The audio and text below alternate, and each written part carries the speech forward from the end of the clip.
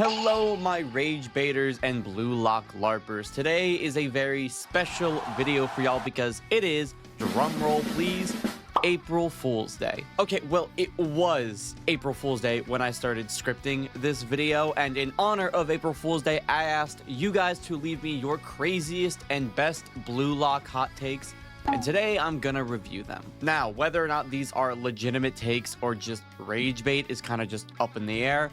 I'm just going to be giving my thoughts on comments that you guys left, and if you guys do enjoy videos like this, I'll make more in the future. And reminder that there will be spoilers for the latest events of the Blue Lock series, so if you don't want to be spoiled, I would suggest clicking off this video now. Our first hot take comes from Top 10 YT24, who says, Sai is the perfect embodiment of Ugo's philosophy, because although before going to Spain he wanted to be a striker, switching from midfielder is fulfilling his destiny as a midfielder. Now, this is actually something that I was thinking about in relation to one of my newer videos that I had put out. I think that Sai is the perfect embodiment of Ugo's philosophy. However, I don't think that Sai ultimately agrees or would agree with Ugo's philosophy. When it comes to Ugo's philosophy of living most suitably or living in the way more suited for yourself, Sai does in fact do that. During the flashback with Rin, despite being labeled as a striker,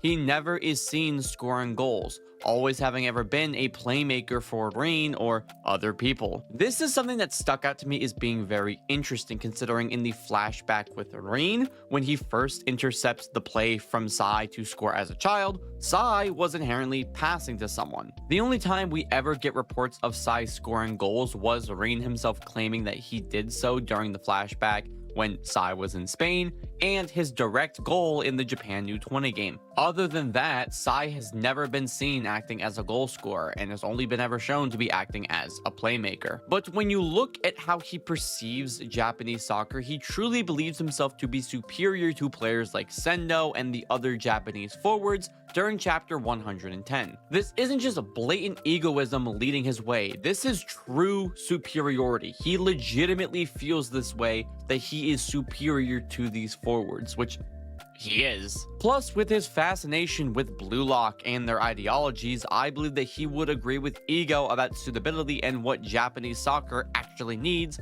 when it relates to forwards. Sai being a midfielder is also something important to discuss given Japan's supreme quality of producing players like Sai, but strikers are entirely different beasts. When it comes to Sai's perception of Ugo's philosophy, I don't think that he would inherently agree, but I do think that he exists as a perfect example of it in action. Our next hot take comes from, well, would you look at that? It's me! And I say, you should totally check out Manta Sleep. They're awesome. It's funny you say that, me, because the sponsor of today's video is Manta Sleep. Manta Sleep specializes in customizable sleep masks that feature unique removable foam eye cups. These cups create a 100% blackout environment without applying pressure to the eyes, which is beneficial for side sleepers and those of you who are sensitive to light. The masks are also made from breathable materials, ensuring comfort throughout the night. Manta Sleep was even kind enough to send me their Manta Sleep sound mask, which not only comes with all of the benefits that I just mentioned, but also Bluetooth speakers built right into the mask. By adjusting the blue tabs you see on this sleeping mask, you can adjust where the speakers are in relation to the position on your ear for most comfort. And with the Velcro detachable face panel, you can adjust the volume of your mask without ever removing it from your face. And if you're worried about battery life, don't, because this specific sleeping mask has 20 hours of battery life. I don't know who sleeps for 20 hours straight, but if you do, this mask has got you. So you head on over to Manta Sleep's website using the link in the description and use the code AERO10 at checkout like it appears on screen. You can save 10% off your entire order, and that's not even including the 15% you save if you spend $99 and the 20% you save if you spend $150. Thank you again to Manta Sleep for sponsoring today's video, and let's get right back into the hot takes. Our next hot take comes from Muneyuki Kaneshiro side channel, who says, Loki shouldn't be on fraud watch. People say he's not trying with evidence of sweat scaling, etc., but sweat scaling is pretty controversial to judge with, and if he's this good without trying, he would have scored a goal right now. either this is the resultant of Kaneshiro's weakness to power creep, or Loki isn't living up to the standard he's supposed to hold. Now, this is a hot take I've said in an unserious, context, but it's definitely a topic that we need to talk about. Because I won't lie, Loki's performance in this game so far has been very disappointing. The amount of narrative that he had going for him, statements from Noah saying that he is the closest person to taking the title of #1 away from him existing as the figurehead of France's team and the one who can keep them at the top for the next decade. Yeah, Loki should be that guy. And we saw in his NEL performances against Noah constantly clashing and honestly being superior to Noah in performance during that game. But even more so, Loki's dialogue before the France game even started, saying how he was intending on showing that he is just more than speed. But we haven't seen anything to back up these statements in this match. I am of the belief that Loki just isn't trying to the degree that he should be, but it's just very disheartening because that's all I can really say. There's so much evidence going against that Loki's just selling this game. I'm not even gonna lie, I'm not even sure you could put him in top 5 best performing players this game, and that's a pretty sad thing. Plus, Loki before had asked Charles for more line-breaking passes, but even before that, we haven't seen Charles and Loki actually connect together through passes at all.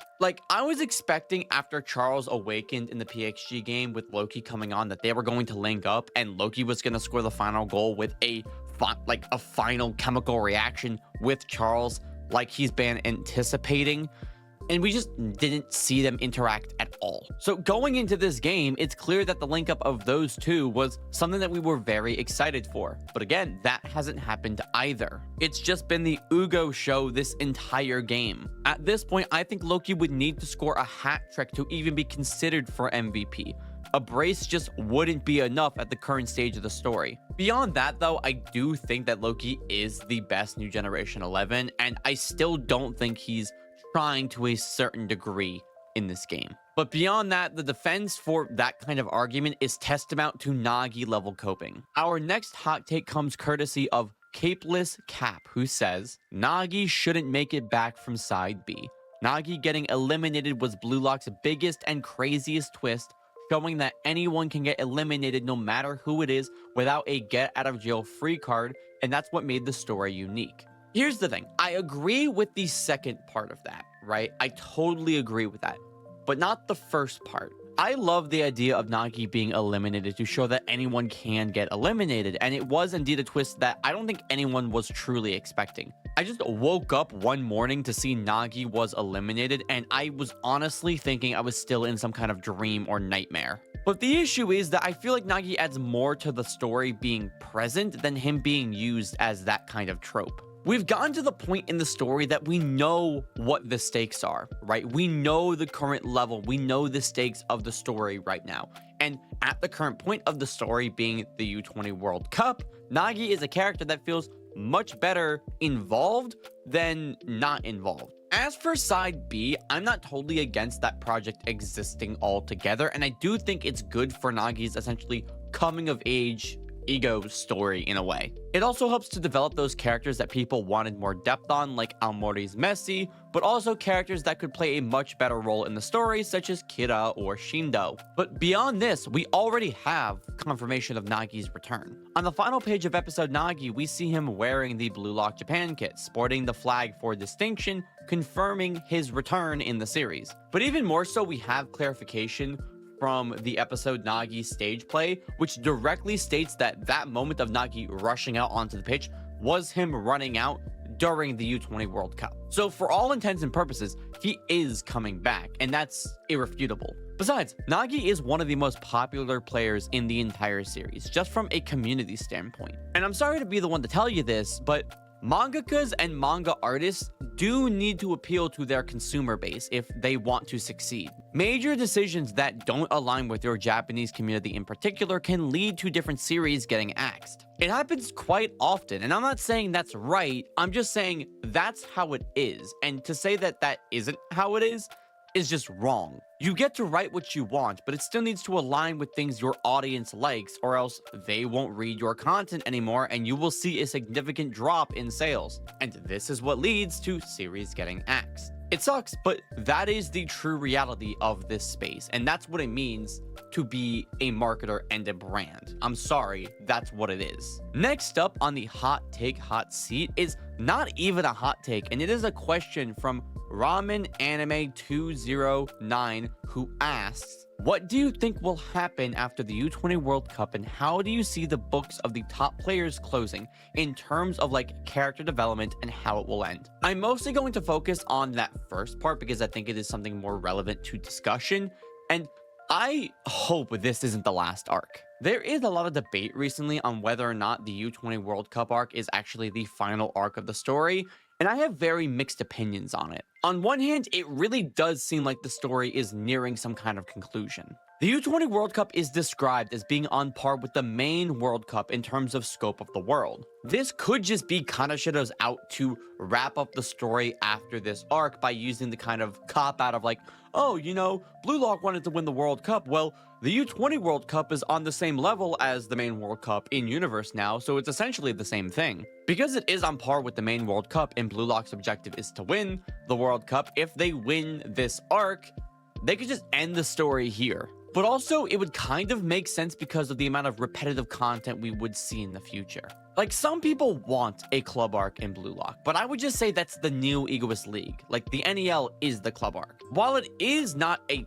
actual technical club arc, it feels Blue Lock's version of that to me. You also need to remember that, excluding a few Blue Lockers, every single Blue Locker is going to a different club. I'm pretty sure it's just Shido and Karasu at PXG, and Baro and Aiku at Ubers. Aside from them, everyone else is at their own unique, distinct club. So I'm not even sure how Kaneshiro would go about writing a club arc like that when, for example, Isagi would just go to Bayern München and he'd be with the BM team that we saw along with Ness, and that's his team. I don't know if I'd want a club arc with Isagi at Bastard again. Like, I'd want something different, but that's not what's gonna happen if we have a club arc. This could just be how Kaneshiro sets up that final chapter of the story by having the Blue Lockers be seen at their respective clubs to close out the story. And for a main World Cup arc, how would it differentiate itself from the U20 World Cup arc? Unless we just cut to the finals against Noel Noah, it would just be the same arc as the U20 World Cup over again. I feel like people would just get bored maybe. On the other hand though, if Kaneshiro ends the story here, this series could go down with one of the worst endings in all of manga. You have dialogue from Chris Prince wanting to see Yuki and Isagi in the World Cup, Baro wanting to surpass Snuffy, and Isagi telling Noah to wait for him at the top. This is directly setting up a main World Cup arc, and if we don't get it, that's some of the most bullshit cop-out I think I would have ever heard of. I don't know if this is the end of the story, at least for this arc, but if it is, this series might go down with a worse ending than Chainsaw Man Part 2. This next hot take comes from Mustafa Latif 498, who says, Anri is the most wasted potential character in the series. She starts off so cool, and now she's just someone for Ego to explain things to. Kaneshiro really needs to work on writing female characters or really just letting them do anything, especially in a sports manga where the majority of the cast is male. You can't waste female side characters like this. This is a take that I have been wanting to talk about for so long, but I haven't had the opportunity because I couldn't make a full video on it. Anri is such a good character with so much potential that's wasted. She had potential at the beginning of this series, existing as a character who was not treated with respect or consideration because of her appearance and her gender. She had some development through chapter 303 with reporters actually respecting her as the representative of Blue Lock during the press conference. This isn't even her development. It's actually more development for the reporters actually respecting women now, and they're only respecting her because she's the representative of Blue Lock, not because of her character. Outside of just being over-sexualized by the mangaka themselves, she is treated with such disrespect. It's almost like Kaneshiro forgot that the only reason Ego is even there at Blue Lock, making Blue Lock possible, is because of Anri. She's now just used as an outlet for Ego to drop some aura farmy philosophical lessons in the story, while also insulting her intelligence like she knows nothing about football. I'm sorry, but do you forget that Anri's ambitions and philosophical desires for Japan are the exact same as Ego? Even more so than just in universe, the fandom is absolutely disrespectful towards Anri as a character and women in this space in general. The amount of uncomfortable over-sexualization I see with this character is downright disgusting to me. Don't even get me started on the Anri ball control jokes. And if you have an issue with anything I'm saying in regards to Anri or her character here, get the fuck off my account. The next take comes from Hiroi Brasileo, who says, Isagi still having his weak core weakness where a character can simply tip him off balance to completely negate his shooting abilities is absurd, especially when considering that this is a weakness that was introduced all the way back in the Japan U20 match. Now, I kind of agree to this to a certain extent. Isagi in Ubers and in PXG developed weapons to help him deal with not only his weak core, but those who tried to shut him down with his goal-scoring ability through physical contact. But my problem is that it doesn't really seem to work anymore in terms of Isagi getting past this weakness. Ugo's solution to stopping Isagi's two-gun volley was simply making physical contact with him, forcing him to trap the ball as opposed to shoot. But like, his main issue still exists. He trained in Ubers to be able to keep himself effective when someone makes contact with him to stop his right foot for shooting, and he developed the two-gun volley to handle defenders marking him. But it just feels kind of weird that he didn't train to handle his main weakness being his core at any point from the NEL to right now. Considering Isagi had the same amount of time from the new Egoist League after that arc to train, I'm surprised his core is still this weak. I mean, if Nico could get jacked in that short amount of time, why couldn't Isagi improve his core? I do understand the issue being present, but I'm still happy it's not solved by now. The next hot take comes from Joshua Palmer 4516, who says, Kunigami should have scored a goal in the PXG game. It would have made Kaiser and Isagi's rivalry even more impactful for the rematch in the World Cup, and would have provided a satisfying way for Shido's and Kunigami's rivalry to stop being one-sided. Now, originally, years ago, I agreed with this statement and would have made this exact take. I had theorized that Kunigami was going to score thanks to a Kiyora assist, and that was going to be his development in this story. But in hindsight, I don't see how Kunigami scoring a goal really one-ups Shido or really gets his revenge or get back on Shido.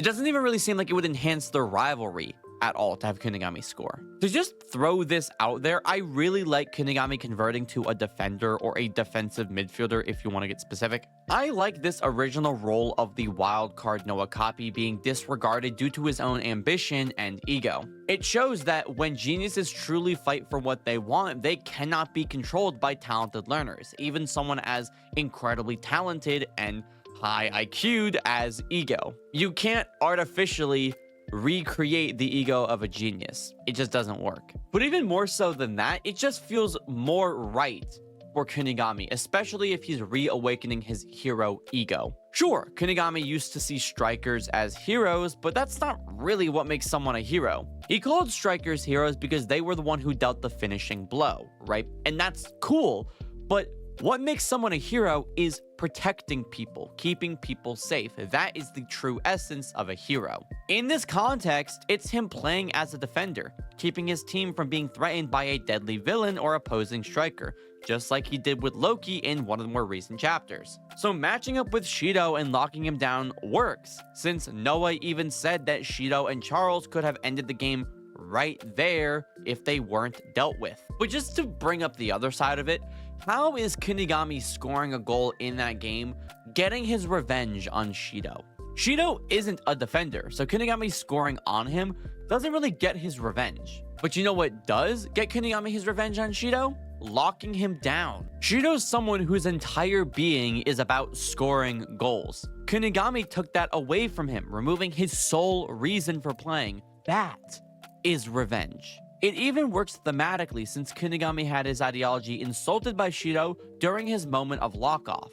I get that people wanted to see Kunigami score in that game, but I think it makes more sense for his character and for him getting revenge on Shido to take away Shido's goal-scoring capabilities rather than highlight his own. You get what I mean? And the last hot take of this video comes from August Ghost, who says, Kiyora should have been more involved in the BM versus PXG game since it just feels dumb that he's not even 23rd place. He got 1 assist and did nothing the rest of the game. Now, this is something I have been advocating for a very long time, and I know I'm going to piss off those like 2 Kiyora fans in my comments, but Kiyora, for all intents and purposes, is a plot device. Seriously, when you read through the entire PXG game, the 45 chapters of content for that match, there is a single time where Kiyora actually touches the ball. Seriously, when you reread the entire PXG game, the entire 45 chapters of content, there is a single moment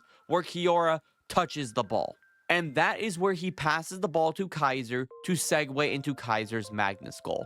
In that situation, and in that game, Kiyora is the epitome of a plot device. He only exists in a positive or notable capacity when assisting Kaiser for his goal. When the plot demanded he set up Kaiser to score, he did. Even his ego about not even the gods knowing who he will align with is directly calling himself a plot device. Nobody knows what he's going to do or what kind of impact he's going to have or who he's going to side with until the plot dictates who he sides with. I really appreciate Kiyora from his performance in episode Nagi, going shot for shot with Nagi and even showing off some crazy skills. But he really is just an episode Nagi merchant. If we have to use second selection feats to defend Kiyora now, there is no hope for him. What pisses me off even more than that are his official character stats. Not only do we get his stats for the Ubers game before Hiyori, they are just evidence of his bullshit. His highest stats as a player are his 88 in shooting, his 83 in dribbling, and his 82 in speed. All of those stats are either wasted or useless in the PXG game. He doesn't shoot, he doesn't dribble, and his moment of touching the ball, he takes like 2 steps forward before hitting a pass. And speaking on pass, his 3 lowest stats are 81 in offense, 80 in passing, and 76 in defense. Those are the stats that he shows off the most during that game. How does that make any sense? His 2 lowest stats of passing and defense are the only feats we ever see from him in that game. That's ridiculous. If you just never read episode Nagi, your perception on his character is going to be entirely different from someone who's actually read that spinoff. And I honestly liked Kiyora, and I was hoping for a lot more from him. But we got robbed. Robbed, I say. And those are just some of the hot takes from our little community within the BLUELOCK community. I definitely want to do more like this in the future, and if you guys did enjoy this video, leave me your hot takes down below, or maybe I'll make another post or some easier way for you to submit your hot takes. I'll figure it out. But the only thing I have left to say to y'all is that I hope you guys did enjoy this video. Like and subscribe to see more awesome BLUELOCK content just like this. I love y'all, and I'll see you in the next one.